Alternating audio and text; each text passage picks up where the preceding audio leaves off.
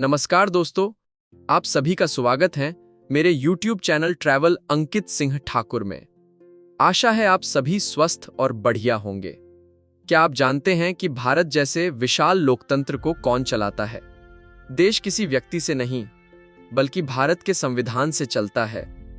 आज के इस वीडियो में हम भारत के संविधान को समझेंगे।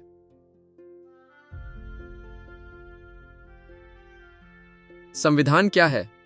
संविधान भारत का सर्वोच्च कानून है। यह हमें बताता है सरकार कैसे बनेगी, सरकार के अधिकार क्या होंगे, नागरिकों के अधिकार और कर्तव्य क्या हैं। कोई भी कानून संविधान से ऊपर नहीं हो सकता। भारत का संविधान सभा द्वारा तैयार किया गया था। इसे 26 नवंबर 1949 को अपनाया गया और 26 जनवरी 1950 को लागू किया गया। यह तारीख इसलिए चुनी गई क्योंकि भारतीय राष्ट्रीय कांग्रेस ने 1930 में इसी दिन पूर्ण स्वराज की घोषणा की थी और इस ऐतिहासिक महत्व को बनाए रखने के लिए संविधान को इस दिन लागू किया गया। इसीलिए हम हर साल 26 जनवरी को गणतंत्र दिवस मनाते हैं। डॉक्टर भीमराव आंबेडकर को भारत के संविधान का जनक कहा जाता है। प्रस्तावना को संविधान की आत्मा कहा जाता है।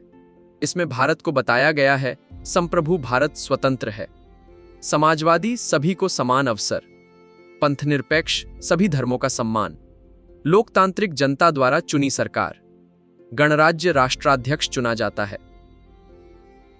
संविधान हमें 6 मौलिक अधिकार देता है: समानता का अधिकार, स्वतंत्रता का अधिकार, शोषण के विरुद्ध बोलने का अधिकार, धर्म की स्वतंत्रता, सांस्कृतिक व शैक्षिक अधिकार, संवैधानिक उपचारों का अधिकार।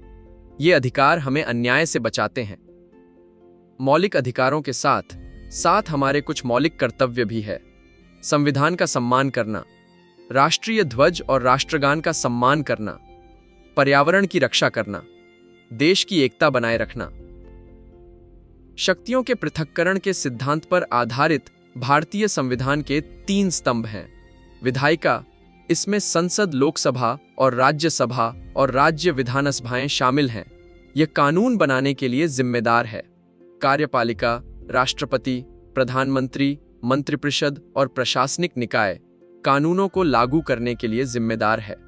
न्यायपालिका, सर्वोच्च न्यायालय, उच्च न्यायालय और निचली अदालतें संविधान और कानूनों की व्याख्या करती हैं और अन्य 2 स्तंभों पर नियंत्रण के रूप में कार्य करती हैं। भारतीय संविधान, जो विश्व का सबसे लंबा लिखित संविधान है, में वर्तमान में 25 भाग, 12 अनुसूचियां और लगभग 448 अनुच्छेद हैं। हालांकि इसकी शुरुआत 1950 में 22 भागों, 395 अनुच्छेदों और 8 अनुसूचियों के साथ हुई थी, जिसमें बाद के संशोधनों ने मौलिक कर्तव्य और 9वीं से 12वीं अनुसूचियों जैसी अतिरिक्त सामग्री जोड़ी। भाग विषयों को व्यवस्थित करते हैं, जबकि अनुसूचियां विस्तृत सूचियां प्रदान करती हैं। भारतीय संविधान के निर्माताओं ने विभिन्न देशों के संविधानों से प्रेरणा लेकर और उनका अध्ययन करके एक अद्वितीय दस्तावेज तैयार किया, जो भारत की विशिष्ट आवश्यकताओं के अनुरूप था। संविधान के प्रमुख स्रोत और उनसे लिए गए प्रावधानों के कुछ उदाहरण निम्नलिखित हैं। संसदीय सरकार प्रणाली, कानून का शासन, विधायी प्रक्रिया और एकल नागरिकता ब्रिटेन के संविधान से लिया गया है। मौलिक अधिकार, न्यायिक समीक्षा, संविधान की प्रस्तावना और राष्ट्रपति का महाभियोग संयुक्त राज्य अमेरिका के संविधान से लिया गया है।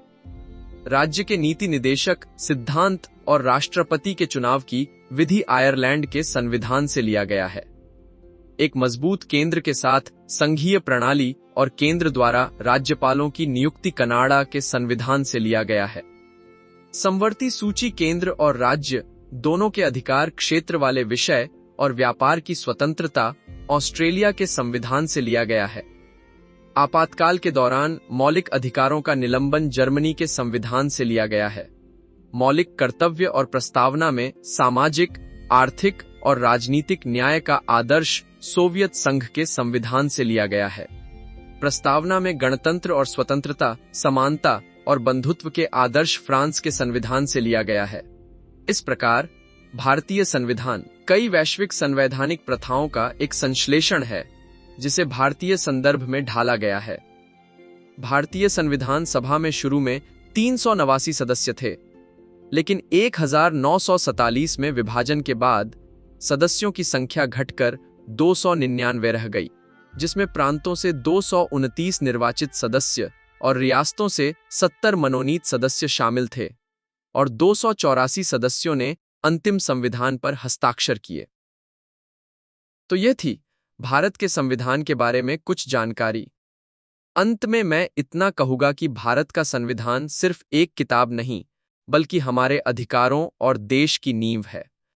आपको यह जानकारी कैसी लगी कमेंट कर बताएं, और अगर आपको मेरी मेहनत अच्छी लगी तो मेरे YouTube चैनल को लाइक, शेयर, कमेंट और सब्सक्राइब जरूर करें। धन्यवाद।